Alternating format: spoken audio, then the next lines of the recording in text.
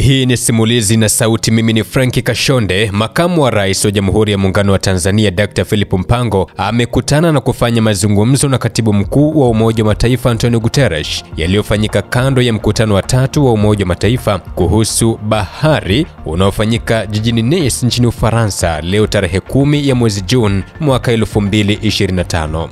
Ni kwamba mazungumzo hayo yamelenga kuimarisha zaidi ushirikiano baina ya Tanzania na Umoja wa Mataifa kupitia taasisi mbalimbali zilizo chini ya Umoja wa Mataifa. Itakumbuka kwamba Makamu wa Rais wa Jamhuri ya Muungano wa Tanzania Dr. Philip Mpango aliondoka nchini Juni 7 mwaka 2025 kuelekea Ufaransa akimwakilisha Rais wa Jamhuri ya Muungano wa Tanzania Dr. Samia Suluhu Hassan kwenye mkutano wa 3 wa Umoja wa Mataifa kuhusu bahari ambao unafanyika jijini humo kuanzia tarehe 9 hadi 13 ya mwezi Juni mwaka 2025. Tuzidi kuomba vikao mbalimbali vyenye kuleta maendeleo chanya katika taifa na mataifa mengine ya duniani huko, ili kusudi mwisho wa siku wote tuwe kitu kimoja katika maendeleo na uchumi endelevu, hasa kufikia maendeleo endelevu ya Umoja wa Mataifa kufikia mwaka 2030. Mimi ni Franki Kashonde, endelea kuifuatilia Simulizi na Sauti kwa taarifa mbalimbali.